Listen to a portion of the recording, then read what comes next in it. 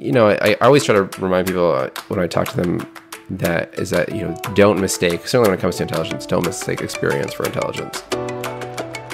Hi, I'm Gracie Mercedes, and welcome back to Not Blank Enough, a podcast about everyday insecurities and triumphs. In this episode, I'm talking with Bobak Ferdowsi. The NASA engineer talks about growing up Iranian American in Japan, imposter syndrome, how Obama made his Mohawk famous, and his work at NASA's JPL. I hope you enjoy this fascinating conversation we titled Not Smart Enough. Welcome to Not Blank Enough. Thank you for doing this. Thank you for being here. So I'm excited to have you just because I know how great you are, but also because I think you might be our only guest thus far who doesn't work in entertainment in some way, shape, or form because, we're in LA and I'm in entertainment, so all my friends are and the people I know are. You're the first one with a really cool job. I mean, all our jobs are cool, I guess, but I feel like you're a unicorn in Los Angeles. Here's the thing. I remember when I moved here, I think that was more the case when I moved here, I should say. Like now with SpaceX and there's other companies starting up, I do feel like there's a little bit more aerospace. I mean, there used to be a ton of aerospace. One of the things I love, the era of Star Trek in the 60s, there was a huge aerospace industry in LA. And I think that's kind of what led to that wild world of like sci-fi informing science and exploration, which then informed, again, the sci-fi that we saw on our TV. So it's kind of nice to see that resurging again. But I do often end up in places where I'm of course, the only person with a very technical job in LA. Right. So let's go back to the very beginning. Like, what was your childhood like? Where did you grow up? And tell me more. I grew up mostly in the Bay Area. So kind of East Bay, like Oakland, El Cerrito, that kind of neighborhood. And then when I was 10, we moved to Tokyo. My real childhood really is, I would say, the kind of the East Bay area. Why'd you move to Tokyo?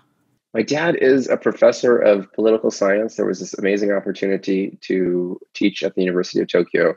And certainly it was a good opportunity, but also my parents, and I'm an only child, I think really, really wanted me to have these experiences and, the idea of being able to raise their child in another country and, learn another language and, explore that culture and all those things, I think was a big part of it. I do feel very, very special in the way I think my parents were really focused on me. I mean, I'm sure many parents do, but that decision at some level does kind of feel like a little bit of a, let's get Bobak these amazing life experiences. I mean, that does sound pretty incredible. So then you speak Japanese fluently, I would assume? I do, yeah.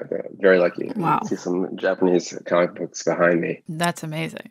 So you work for NASA. Yeah. We almost need like a disclaimer that you're not here representing NASA. Yeah, just to be clear, these are stories about me and not, me saying this is NASA's opinion on Bobak's childhood or Bobak's experiences. Yeah. Yes. Okay. So now that we got that out of the way, Japan, how long were you there? I was there for basically middle school and high school. So I got there in 7th grade and then graduated high school there. Oh, wow. So you're there for a little bit.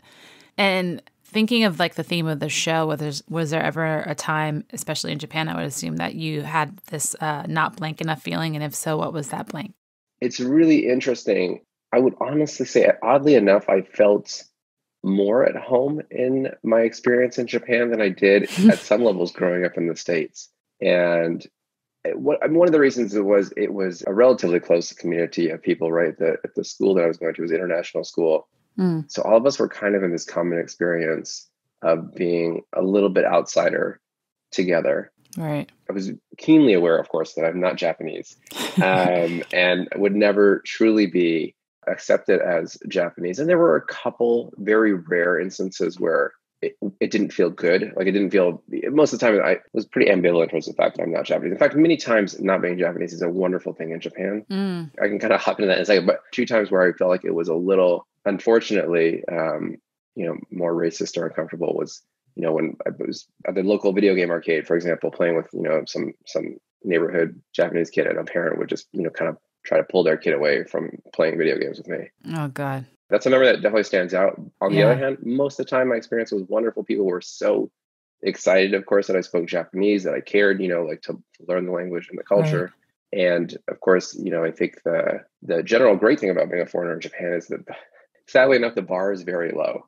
Meaning that, right, if you just bother to learn the language and try to follow the customs, people are just delighted that you are making that effort. Mm-hmm. So it's, you're highly rewarded, I guess, and encouraged to do that. Again, in many places people don't, right? And I think that was the unique part of it.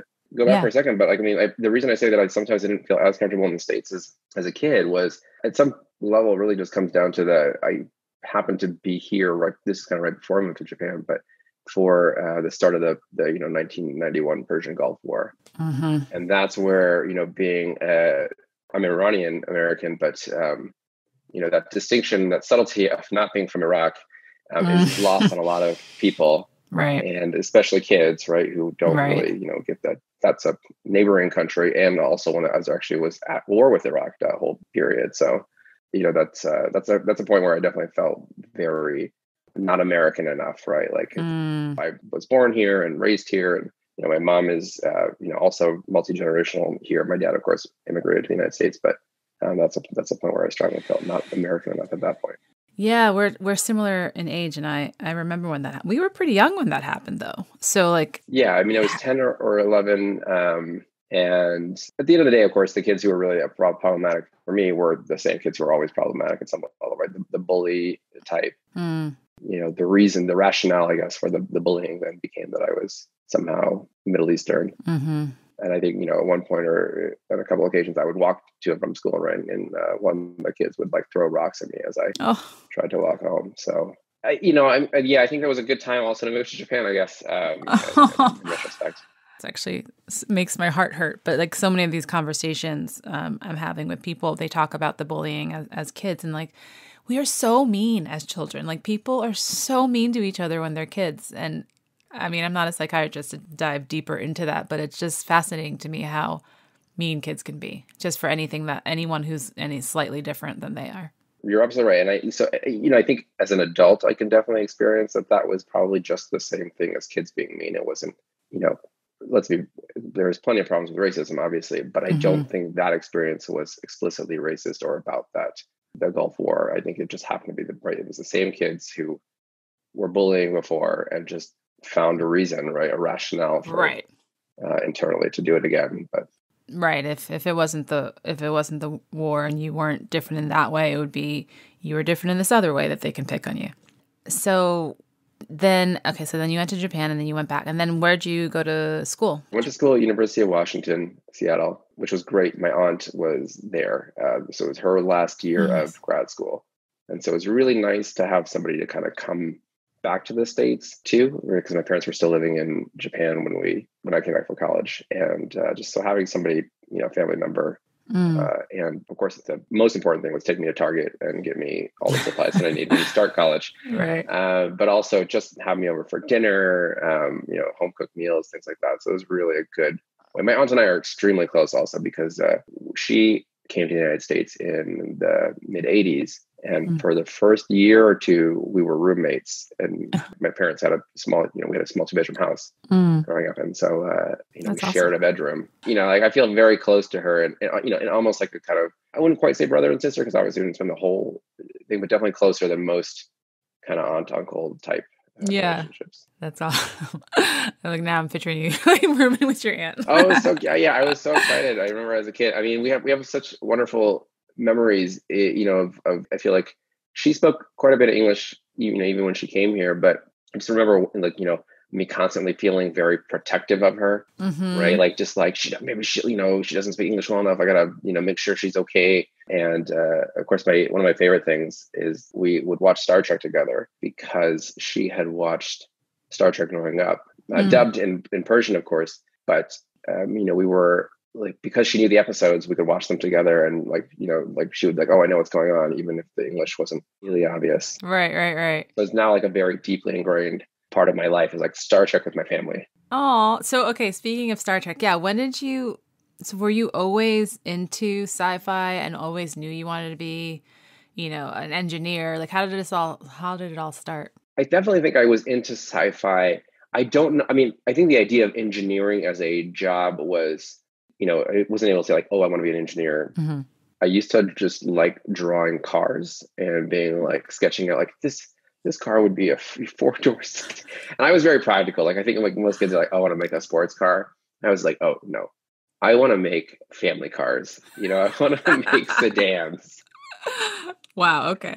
I was it's very strange. I can remember the drawings of, like, and I would lay it out. I'd be like, these are the specs for this car, very modest, nice. Oh, good fuel efficiency. Absolutely. How old were you when you were doing this? This is probably like 7, 8, something like that. Oh my God. Yeah. Okay. Wow. It was not, so I definitely liked understanding how things worked. And I, in retrospect, yes, I would tell you, right. I think there was a lot of me that wanted to be an engineer from a young age, but there's no way that I was articulating it. Right. Because I don't think most kids know what an engineer is or what that means. Well, I think train engineer when I think engineer. Right. And then was there thoughts of like, I want to be an astronaut or anything? Because you ended up in NASA. And I think as a kid, when I hear NASA, I just think astronaut, you're going to the moon. Yeah.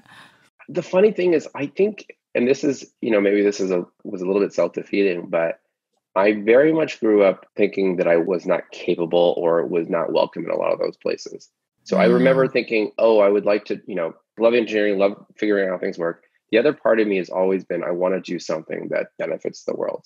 And I want to do something that I feel like is improving things. And so politician was on the list of childhood things. And particularly it was like, if I could be president, I would, fix all these things or whatever. Oh, wow. But as a kid, I always was like, there's no way somebody like me can be president. I'm like, I'm Iranian. Like, there's no way that they're going to let some, tan kid be a president, which of course, watching Barack Obama get inaugurated was such an emotional moment for me, even though that I don't have his experience. It was still something like that's such a revolutionary change and acceptance of who could be president that I think that was a really powerful moment for a lot of us who kind of grew up with that, that experience of like, can't be these things. Yeah. And we talk about that a lot on here, like representation really matters. And to hear that you at such a young age wanted to be president, but was like, no, that's never going to happen. Like, I was so practical. Like, I was like, come on. No, but I think all kids of color in this country feel that way. If you don't see it, you can't believe it. Like, you just don't at least think a little. Yeah. Right? You don't have it. Of course, ideally, it is someone who really does share that experience with you, right? That you can directly connect to. But even at some level, if it is, you see the pattern is it's, all one type of person, then there's really no room for, wiggle room or anything. Like, you can't be like, oh, well, at least so-and-so made it. Now there's a chance for the rest of us. It was literally like, no, unless you fall into this bucket. Yeah, unless you are a white man, you cannot be president. That's right. But yeah, luckily we did have Obama. And speaking of Obama, that is kind of how you got a little bit of a media fame. We should talk about that for a second. Yes. The Mohawk Guy, right? Yeah. What a weird life. So the biggest thing, of course, was ending up at NASA as a job and getting to the opportunity to work on such an incredible team. And eventually that led to putting Curiosity on Mars. But of course, in that process, being on camera for the landing, and we're kind of tying into the representation matters as well. I think people seeing somebody who looked like me and who had a mohawk and colored hair and things like that, right? That's a form of representation, certainly in a community of science and engineering where you didn't see a lot of that before. And I think you still don't see a lot of it, but you're seeing more and more of it. But then a couple of days after the landing, we got just a wonderful phone call from the president, who of course was there to congratulate the team. But I think, giving a shout out to me and, saying, I know here you guys have a certain Mohawk guy there. And then trying to, of course, tell us that he's trying to convince his staff that maybe he should have a Mohawk for the next election cycle. That's like, the most amazing thing. That is like so there's at least a incredible. Photoshop of him with my haircut. Oh, wow. We might have to pull that up for the show notes. I mean, that's part of it, right? Yeah, like you were saying, representation. It's like we have an idea of what a NASA engineer should look like. And you don't necessarily fit that because of your tanness, brownness, Iranianness. You have a mohawk. Right now you have a mohawk. You look like you are like part of a band rather than an engineer, I think, from the stereotypical point of view of what this person should look like. And so that is important, I think, for little kids to see that. And the fact that Barack Obama shouted you out, that is just like the coolest thing ever. It is pretty cool. I talked about it before, but I think also it's really important for my industry as well to see that. And, I know we're talking broadly, and of course, I want more people to feel, but, anytime you're in a field where you want the field to be successful, I was saying earlier how much I love this job also because I feel like I get to contribute to the greater good. I want to see my work continued, and I want to see it continue by the best people. And so therefore, right, getting all the folks on board, right, showing them that you can be tan, you can have colorful hair, you can have tattoos, people can have piercings, you can all these different things, but still do this job. It also is a win for the industry, right? If presidency can only be chosen from like a quarter of the population, Right. we're missing out on 75% of the people who could be a great president. That's Right. not good for the country. No, it's not. And so, that this is a wonderful thing, I think, hopefully for the whole kind of science and engineering and more technical fields, but just seeing, again, representation and being like, okay, now we can have, the absolute best people focus on climate science, the absolute best people focus on, transportation and right, not just, it's limited to this quadrant of the population. Yeah. And so I know we skipped around a little bit, but you said you went to university in Seattle, University of Washington, and then you went to MIT. Is that right? That's right. Yeah. And what was that like? I'm just going to say it. I'm super intimidated by all this and feel not smart enough to even be talking to you because I am someone who is terrible at math and science and always has been as a kid, even though I loved it. Like there was a point in life where I was like, I want to be an astronaut. I want to go to the moon. And then realizing, well, maybe one thing, kind of what you were saying, like, I don't see astronauts that look like me, but then also being like, I am not good in math and science. And then now as an adult realizing like, well, I wasn't pushed in that field because I think going back to representation matters. There's not a lot of women of color, not a lot of women, let alone women of color who work in those fields, especially when I was growing up. And so there is this like intimidation, even though I did do well in school and I graduated college with honors and I went to a good school, but there is always this feeling of like, no, I'm not smart enough because I don't look like the people who we all think of as smart people.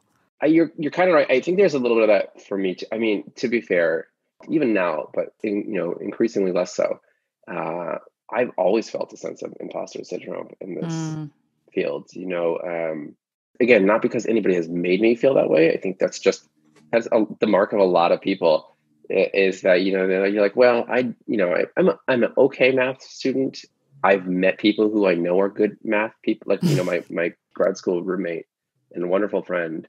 He is so good at math, right? And I watched him do math, and I was like, I'm not good at math, right? Like it doesn't matter. It doesn't matter that I kind of can rationally say to myself, well, I'm not bad at math. You just watch some people who are so good at things that you're it kind of overwhelms you. One of my mentors at JPL, because I'm fortunate to have so many people who kind of care about me, but good mentor and friend of mine, Tracy, like every time I watch her kind of think through engineering, I'm like, gosh, like I feel like a pretty good engineer most days. And then I just like kind of watch her like tear into a design and I'm like, all right, I gotta keep working at this. So I think there's a lot of that, especially in science and technology, because we don't know that many of those people. On top of the fact, of course, that there is an issue of representation, there's also a sort of a disconnect, right? We don't often, it's changing. We don't often see a lot of scientists and engineers, right? There's a lot of news summaries and other things that kind of report on it, but there's not that direct connection. And I think one of the, the kind of interesting things about me right now is like you're seeing a scientist like Dr. Fauci up and personal and closely. And I think that's a really good thing to sort of create that more relatability and understand, of course, you have to watch maybe other interviews because he's not going to talk about his, I didn't actually understand chemistry that well or whatever kind of stories. Right. But, those kinds of tales that really help you recognize, again, that your experience of being intimidated by those things or scared off of those things is probably actually very normal. Even if you can now find folks, and again, plenty of work to go still to make, our industry and kind of science and technology look like the rest of society. But even if you can find folks now, I don't think, it's often that you hear the same story, right? Like I was absolutely scared. I showed up and I was like, oh my gosh, everybody is so smart. They're going to figure out that I don't belong here. I mean, imposter syndrome is a huge thing, and everyone has it in every sort of field. So it's great to hear that even you have it, especially when it comes to feeling like, I would say, not smart enough. Maybe is the blank. Not smart enough is definitely one of them. Yeah. So what was MIT like? Like how did you deal with all that? MIT is a really interesting thing. It's a hard experience. I did not have a good time there, and that doesn't mean that it was a bad experience. But I definitely found myself really struggling with that environment.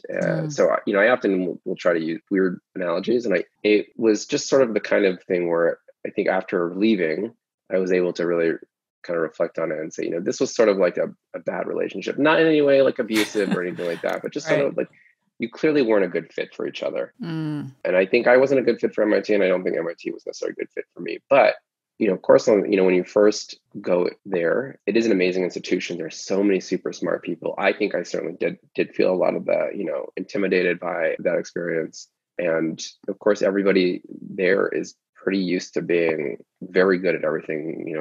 Oh my God, I bet. I'm just not, I've never really been that person. I've never felt that level of confidence in my abilities. And so I think that was a really stressful period for me where I just kind of tried to work hard. Mm. But, I have wonderful friends from that experience. I keep in touch with some of my professors and advisors from that. So, it's like, again, somewhat like a relationship where, yeah, you could still be great friends. You might, there's still plenty of good stuff that came out.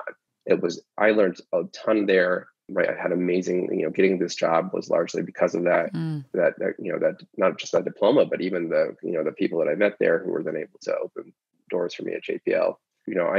I kind of want to say that with a caveat because again, it's one of those things that I didn't walk away with some emotional scars or anything like that either. Right. I just think that I could say after 2 years and getting my master's, okay, that was good. I'm glad that I did it. I'm also glad that I'm not there. I didn't go for my PhD, things like that. And I think that's an important part of life too, right? So like living in a city and being like, oh, this city, I love it here. There's a lot of good things about it, but this isn't the city that I'm supposed to settle down in. Yeah, yeah. I mean, just hearing you talk about it is like filling me with anxiety because I'm just like, I cannot even imagine being at a school where everyone's it's a little bit smart. hard to resist MIT at some level. And I well, mean, yeah, of course. In the most wonderful way. Like I think in retrospect, I want, people who go there to succeed and I want the school to succeed because I think it does a lot of wonderful things. But I think, when you're first applying to schools, and MIT is such a prestigious school and has so many wonderful, research labs and things going on, that it is really hard to resist that call. Like, of course. Into what is, one of the best schools in the world for this kind of stuff. Right. Right. I mean, I had professors who were astronauts. They would even just sometimes sit and audit classes because that's the kind of people, who are there. And I'm like, that is an amazing thing. Again, and maybe now if I went back today, I'd probably have a much better experience there. Mm-hmm. I'm more confident at this age. I'm more aware of what my own strengths and weaknesses are. Mm-hmm. And maybe, a lot of the kids who succeed there are kind of more, ahead of that level, right? More mature or experienced and figure out like, oh, I really want to do this. Or maybe they're just so naturally talented that this stuff, they don't have to figure it out. Or maybe they all felt the same way, but no one talked about it. That is also very likely. I mean, I don't feel like I talked about imposter syndrome, until I was in my 20s, right? Or even heard about it until then. So I think there's a lot of stuff that is probably true. You're absolutely right. There's plenty of people who were like, "Oof, thank goodness I made it." Yeah, but real quick, what is that like? Getting the call or the mail that you got into MIT? Like, what was going through your head at that moment? I mean, I think so. I just kind of backing it up a little, right? Not that University of Washington was in any way a letdown or anything like that, but you apply to that kind of spectrum of schools. University of Washington was definitely solidly in the upper half of what I wanted to do, in particular because it does have some very good engineering and science programs that I was interested in. But I never felt, I graduated high school with a good GPA, but not a great GPA. Same thing with college, it was like, oh, I'm a good student, but not a great student. But certainly at the outside looks like an amazing school. I think it is an amazing school. So I don't want to say that, but, without knowing more, right? Because I wasn't there, I didn't have that experience. I was just kind of looking from here's the US News and, World Report college rankings. Yeah. And it's all in the name and the prestige of the school. And I, and having studied at least for a few years, I knew kind of what the labs were there. So I knew they were doing cutting edge research and things like that too. But, I personally felt like they were, it's just like, oh, it's the most attractive person in the room wants to talk to me. You're like, yes. Yeah, that's a great way to put it. The most attractive person in the room wants to go home with you. Yes. Really how it felt. Getting in there, it's just like, wow. Yeah, that's awesome. And then tell me about now and your job now and how that happened. So I started, this is in November 2003, and I was lucky enough that the first thing that they kind of put me on, at least part-time, was working on what would eventually become Mars Curiosity. But it was, this start, just kind of trying to be helpful somewhere on that project. Mm-hmm. They knew they needed people to do work. I don't necessarily think when I started, and we were a pretty small team. I feel like I went to the first project meeting and there was like, 30 people, 40 people in the room. Wait, so you said 2003. How old were you then? You were pretty young then, huh? Yeah, 23. Jesus, 23 years old and you're going to work at NASA. Yeah, I mean, there's plenty, of course, people who come straight out of college or grad school. And of course, I had interns in the last couple of years, who are 19, 20 and doing, better work than I was doing when I started. So wow, that's insane. Okay, keep going. They put me on this part-time on this Curiosity, what was then, Mars Science Laboratory. It just changed its name from Mars Smart Lander, I think, which was the very first version of the rover. And, there I was trying to, one, figure out what I was supposed to be doing, of course, and two, right, just being surrounded by what appeared to be just people who all knew what they were doing already. Right? Like everybody there was, I'm like, oh, they all know exactly what they're talking about. And I'm like the guy who's like, I don't know what this acronym means. Or what does this thing do? Oh my God. And it took me, I would say almost a couple of years before it really started to click and kind of feel like, I'm beginning to feel like at least a contributing member of this team. Certainly there were little things along the way that I did, right? Like, I would build up a tool, like a global map of Mars and be like, okay, here are the things places you can visit on Mars. Here are the places you can't visit on Mars based on engineering constraints. If you say you can't, land above this elevation, that cuts out this part of the globe. So you can kind of create like a color map of Mars and be like, here are the areas you can safely land and you can't safely land. So you're in your 20s creating maps of Mars. That was the very first thing that I remember doing. Wow. Okay. I was taking a map and then applying like an engineering filter on it, right? Like, you just like sort by this thing and cut off everything that's above, all shoes below $200 basically. But I was doing that with, all landing sites below 2 kilometers of elevation. And, just trying to learn generally what the job was. And I was really lucky there that the very, first few people that I worked for and with were really strong in understanding that there is an aspect of mentoring to this job. I don't think that's a universal thing. So, I don't think the ability to be a good mentor is a universal thing, I should say. And so, the fact that I kind of stumbled into folks who were like, oh, okay, we're going to put you on a bunch of different tasks and let you sort of broadly experience things and spend time with you and explain the rationale behind things. That really changed the outcome for me at the least, into kind of experiencing the first, almost 5 years as an apprenticeship, right? Where I was definitely producing things, but I wasn't, I didn't feel like they were expecting me to solve the problems and be right. I think they took a little of the pressure off me by saying like, just, you're doing good work, keep doing this stuff. You're not the master craftsman yet. You're not going to lead your own task and you don't need to. That's okay. You can, you can write something and then bring it to us for review. And that's part of the job. Right. Like you're contributing. You might not be necessarily solving or creating the thing, but you're definitely contributing to the overall project of it all. Yeah. I didn't need to have the vision for what I was doing at some level, right? That takes a lot of pressure off, right? Somebody can kind of be like, we're going to paint a picture of a car and you just need to paint this part red because, like that's, the car is red. And it was, it was not definitely, I don't want to dumb it down that much and be like, I didn't have any creative control or anything. Of course, they were saying like, you need to figure out how to make this portion red. So, I'd still have to go off and do some work, but for the most part, it wasn't like I didn't need to really feel like I had to understand the whole context of everything. Or right. Some people are great at that. I can think of a couple coworkers who were exceptional at that kind of stuff, who really did get the big picture and were able to contribute much more quickly. For me, that took a lot longer, until the point where I was like, okay, I understand what my roles and responsibilities are. I understand what direction other people need to have to do this task. And now I understand like, okay, we got to paint this picture this time. Right. It's a group effort. It's funny because it sounds very similar to a writer's room. I worked in a writer's room for the first time last year, and I was terrified, especially because I felt very imposter syndrome. I felt like the actress is trying to write and like everyone's going to hate me and I don't belong here. But a writer's room, there's like a level, right? Everyone has we're all writers, but everyone has a different title. And the longer you do it, your title changes. And coming in at the first level as a staff writer, which is what I was.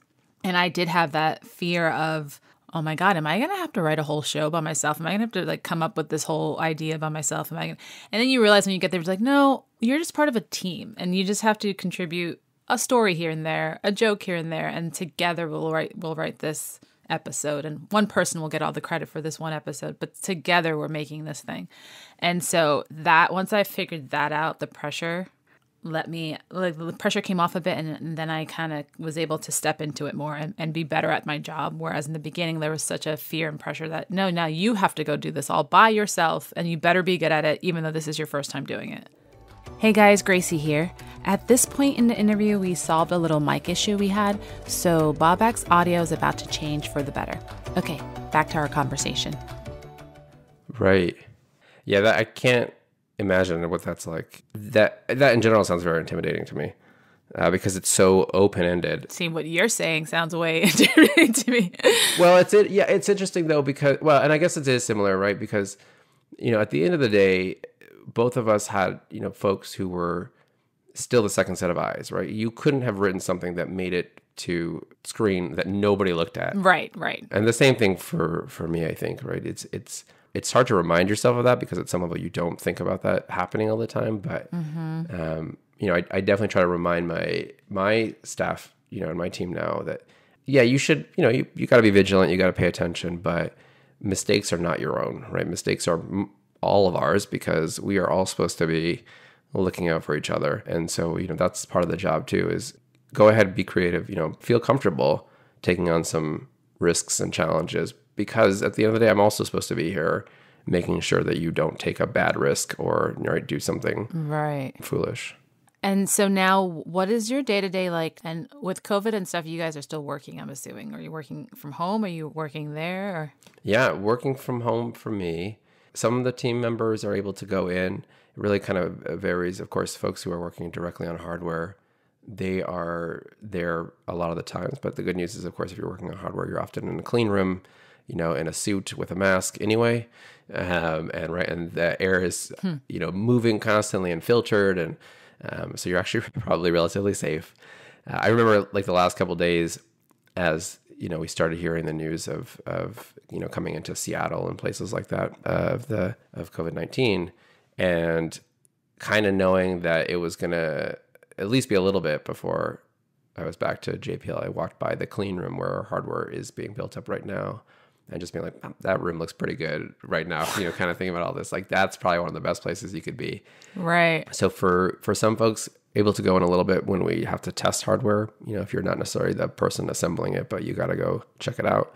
And then a lot of the team, of course, is just entirely at home on WebEx video or telephone calls and trying to do engineering the same way that, we would if we were in the room together, with a little bit more, I would say a little bit more stress. I think we're all dealing with how do you read tone and making sure that like you're, you don't, sound upset or anything like that, even, because again, so much of it comes, right, you're missing the body language, you're missing a lot of the aspects of being in the room together. I miss a lot being able to draw things on a whiteboard. Oh, right. Yeah, just to sketch something out and just be like, what if we did it this way? Right. Now everything is like, hold on, well, all right, give me a half an hour and I can like put something into, a PowerPoint chart or whatever and then send it your way. So it's a little bit different. What are you guys working on, if you're allowed to talk about that? I don't know. I'm very allowed to. I'm of course, the lab in general is working on a bunch of different projects as usual. We do have the rover that's headed to Mars, right? Rover with a helicopter headed to Mars right now. We've got missions, scattered across the solar system that we're operating. I'm working on a mission called NISAR, which is a joint mission between NASA and the Indian Space Research Organization, which is their national version of NASA. And it will be an Earth orbiter. And this is kind of the first time that we're partnered together so closely. We've worked together a little bit on previous missions, but this will be the first time we're really kind of a big partnership. And at JPL, we're building a large radar, and India is building kind of what we call the bus of the spacecraft, which is kind of the central nervous system of the spacecraft, right? So it's the part that is, responsible for keeping the solar rays pointed at the sun and getting, solar power, the part that is, keeping the spacecraft pointed in the right direction, right, communicating with the Earth. And then we're building kind of the very large science instrument that is supposed to give us this. Well, both of us are building science instruments, but I think the largest one is ours, and that is designed to kind of look at the Earth's surface and using radar, measure kind of the changing nature of that surface. So we'll be able to get very precise maps of forestation, shorelines, Arctic ice. We'll actually be able to respond to kind of natural disasters and things. So if there's an earthquake, we can actually, slew the spacecraft and point at that city, for example, and look for what buildings are intact and, where you want to deploy research. It's a really amazing, I didn't have a deep appreciation of this before, but the kind of science that our science team is capable of with this radar, very precise measurements, looking down, you can resolve very small things. Of course, this technology was actually classified until I think the mid 80s because, these radar things, it's a ton of math. And of course, that's, the biggest part of it. Radar, of course, was understood for a very long time, but this kind of class and the mathematics behind it was classified because, of course, the biggest applications were military users who were like, we can see tanks moving. We can see, things like, very small things that, you want to look for troop movement in places.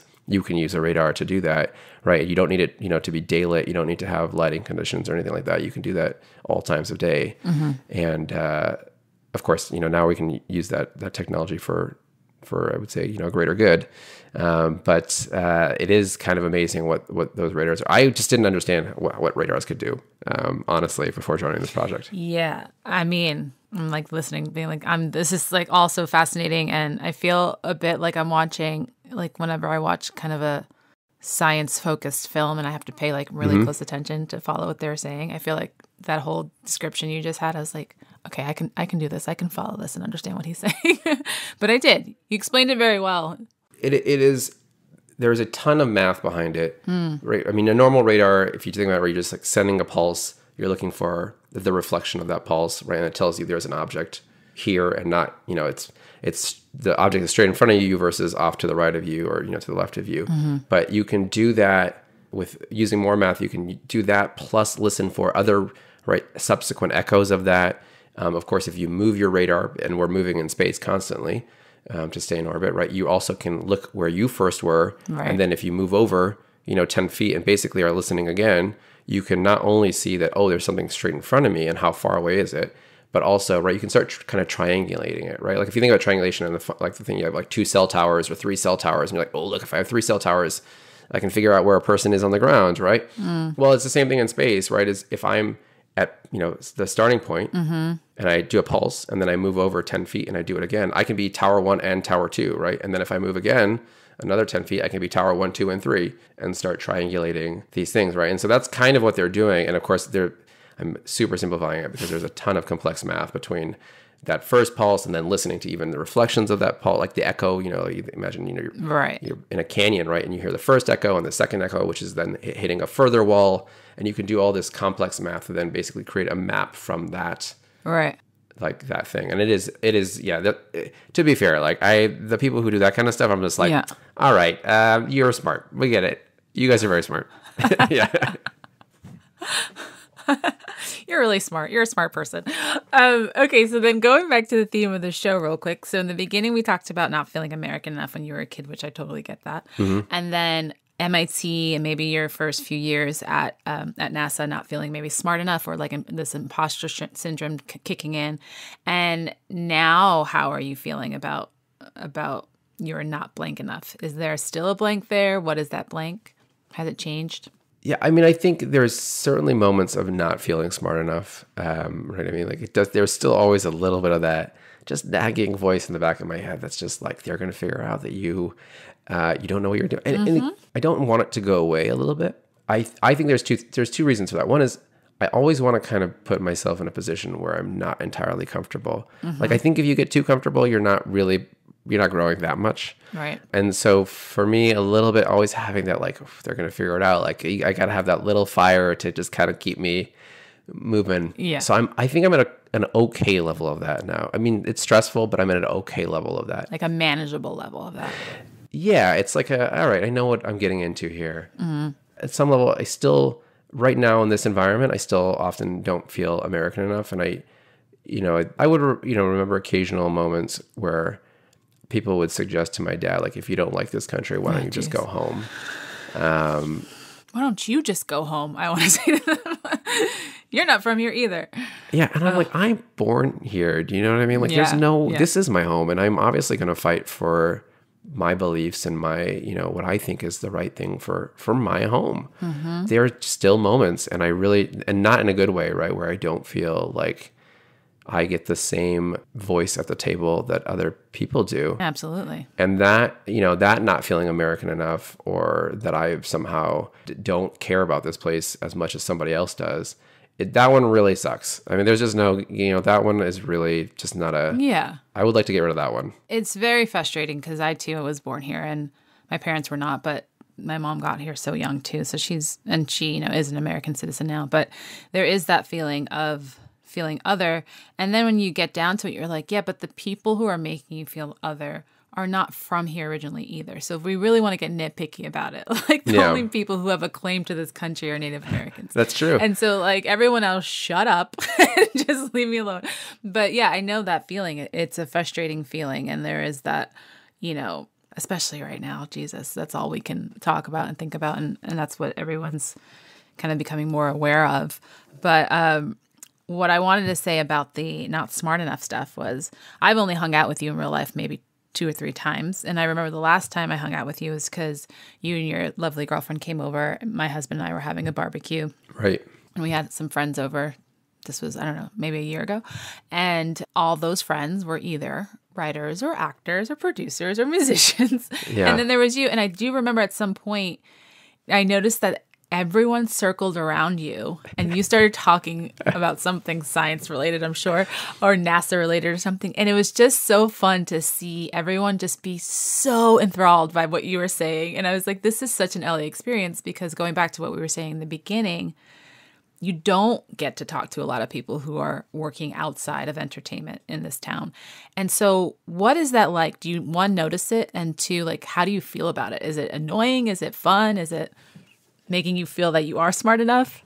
I love talking about my work because obviously I care deeply about it, and I'm really happy that I get to do it. And, I always, situation definitely feels like it's changing as we've all become more adults. But, I think for kids who were into science or, kind of technical things, that was always kind of more ostracized. And the fact that people seem to be much more interested in it nowadays is a wonderful thing. I think that, that part is really great. So there's a little bit of a like, finally people care about what I'm working on. Because I definitely remember even in the, the early mid 2000s, I guess, but coming to LA, and it wasn't this, right? It certainly didn't feel like when I would talk to normal people, they were very interested about me working at NASA or what I was working on, right? I think there was still a little bit more of the like, oh, you're not in industry, thanks. Good talk. And now that's shifted. Yeah, it definitely feels like it's changed. So I think that's a really good thing. I personally, I think I try not to be the lecturer in the middle of the room. Like, I don't want to do that. I'm always fascinated by other people's jobs too, though. And I think a lot of it isn't necessarily that, I feel smarter or that I think other people are like, oh, he must be so smart, as much as it is just really interesting. In life, you're sort of given maybe 1 or 2 kind of different jobs or experiences in that level. And just to be able to hear someone else talk about their experience is such a fascinating thing. So of course I love technical stuff, but like, every time I get to be on a set, I just have so many questions for so many people because I'm fascinated by it. And I'm like, oh, what an interesting, completely different experience to mine. Right. Right. I mean, like, talking to, you about the writer's room or talking to folks, about, I don't know, what they're working on. I will listen to anybody talk about their job. Right. Always, because I just think like, oh, you're in customer service, you must have amazing stories about interacting with people that I don't have, right? Like, I'm just like, the people I work with are all very relatively nice and polite. And yeah, okay, occasionally somebody gets upset, but really there's not much drama or excitement Whereas, people yelling about, like clearly bringing in something they broke themselves and being like, you guys sold me a broken thing, whatever. I'm like, that, of course, I'll never have that experience. Right. I would love for people to be super excited about what we're doing because I think it matters and I think it's important work. But I also kind of think that this is natural. Like anytime you hear somebody with a really different room, and again, like because I talk to a lot of engineers, I think, if there was somebody working who is an author or, just a really kind of I don't want to say more creative because I do think our jobs involve a lot of creativity when it comes to technical stuff, but, in a sort of a more, what we would call traditionally creative sort of role, I think that would fascinate a room of engineers and scientists too. Yeah, it's funny. As you were talking, something hit me. I was like, well, I do notice that in LA, any job outside of entertainment, when you work in entertainment, feels very interesting. Like I have a friend who's a nurse, and every time I sit with her, I'm like, tell me everything. Mm-hmm. But there is something interesting about you that's a little more, I think, quote unquote, special because of the NASA part of it. I think if you just walked into a room and were like, I'm an engineer, people are like, okay, who cares? Yeah. But as kids, we hear NASA. I think that's ingrained from when we're children. I remember seeing, the first space shuttle that I ever saw go up. And I think we learn about astronauts and we learn about, the going to the moon and all that. And the word NASA, for me at least, it does something to me. It's like, oh, it's exciting. It feels like a special thing because it's like almost like saying Disney World. It's like it means something special to us as Americans. I totally get it. I mean, it still does for me. Yeah. It still does for me. I still think that, there is something really special about being part of that. And it was nice to kind of show up and not have it all ruined. You know what I mean? Like you could, because I'm sure there's a lot of things people love, right? And then as soon as you see kind of how it's made, you're like, ugh. Yeah, or they say never meet your heroes kind of thing. Yeah. Yeah. But I think it is really nice to be at a place. And maybe because at some level it is got that thing, it attracts a certain type of person as well, and that sort of reinforces the experience, the positive experience of it. But yeah, you're absolutely right. I mean, there's no doubt. Like I still get excited when I see the NASA logo coming into work. Yeah, I bet. Or like see that sign on the freeway exit, like NASA JPL next exit. I'm like, that's me. I gotta work there. It's so funny. Even you just talking about it, you're like getting giddy and you're having a big smile on your face. I love that. That's so exciting. And now people are making like NASA t-shirts. Like NASA's like having like a resurgence or something that's like really cool again or something. It is great because it's so much easier to shop now than, like I'm like, great. Everybody's got NASA clothes. Perfect. Wait, do you guys get like NASA? Like, how does that work? No, we still have to buy I mean, we're taxpayer funded, so of course we don't get a whole lot of stuff like if you were working at a more traditional company. But I'm okay. I'm good with that. I also like the retro logo. Where do you get official NASA stuff? There's NASA stores. We have like a little kind of gift shop on Lab, of course, which under normal circumstances we go to. Oh, okay. But the good thing is I don't really think we have access to anything that's exclusive to us. It just happens to be all kind of conveniently located in one place. Right. Nowadays, again, I feel like most of the cooler things are actually being done sort of outside of NASA, but often with NASA's kind of people providing some context or insight into something, which is kind of cool. Mm-hmm.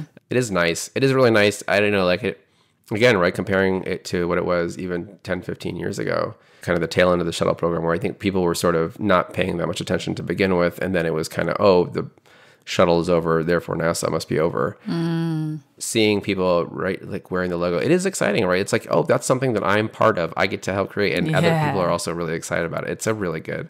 Every shirt I see, I get a little happy. I'm like, that person likes NASA. It's definitely cool. It's definitely like a little bit like rock star status. Right? Absolutely. Yeah, it feels like a band shirt, right? Like it's like, that's totally my band. Mm-hmm. That's the band. That's great. That's my 50,000 person, whatever, spread across 50 states band. But yes. Yeah, that's very cool. Okay, well, I think we can start ending this up. But what's so funny? We name every episode, and I love the idea of this one being called Not Smart Enough, because I think the irony of someone like you who is a NASA engineer not feeling not smart enough, it's also a great testament to like we all have imposter syndrome no matter what we do. And it kind of parallels an episode we did early on called Not Pretty Enough, where the girl is like a model, like one America's Next Top Model. Of course. You know what I mean? and never felt pretty enough. I'm like, of course she didn't. Yeah. And so, yeah, it's like the exact parallel situation here. I think we'll go we're not smart enough, if you're okay with that. I mean, like I said, I will always, I think I want a little bit of that in my head, just enough to keep me motivated. Yeah, I do think in general, like as a creative, the same. It's like if I ever watch something I've done as an actor, writer, or director and think it's perfect and great, then there's nowhere to go from there. But if you feel like, oh, I could have done this better, then you always have something to strive for. Finding the balance between what keeps you motivated, right?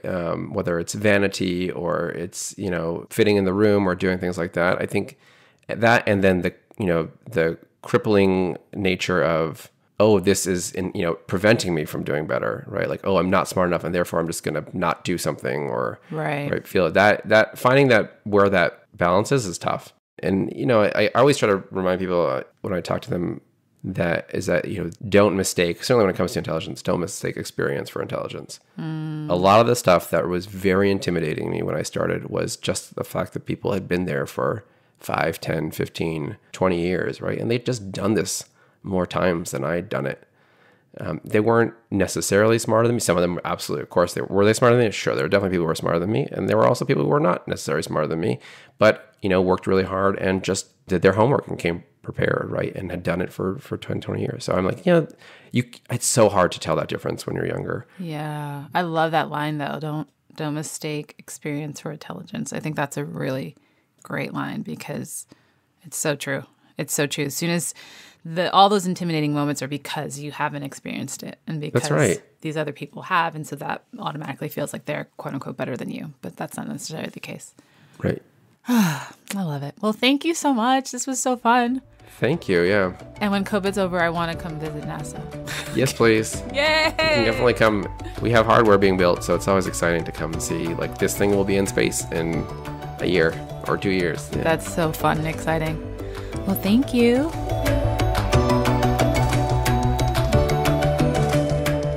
Okay, today's afterthought is a quick one about not feeling smart enough. Oh boy, could I relate. I often don't feel smart enough when I'm in groups of people and they're talking about whatever topic it may be. I always feel like I don't know enough about that topic. Like I haven't read enough books, seen enough movies, know enough of the world's occurrences and news and history. I'm just in a constant state of feeling like I don't know what's going on. And I'm not really sure where that stems from. I was always a good student in school. I always had A's and sometimes a B or here and there. And I went to NYU. I graduated with honors. And while not an Ivy League school, it's a pretty decent school. So I know I'm not dumb, but I'm constantly struggling with this feeling of just not being smart enough. So it was really refreshing to hear Bobak say that he had similar feelings, imposter syndrome, or feeling like he didn't belong at MIT, because I often feel that way.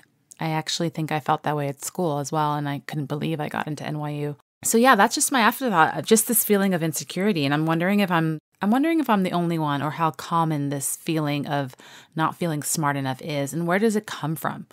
I know I've heard statistics that women, and especially women of color, often feel imposter syndrome. And that kind of goes back to not seeing people who look like them in positions of power. And so then feeling like they can't have those positions of power, or they can't be seen as, smart enough.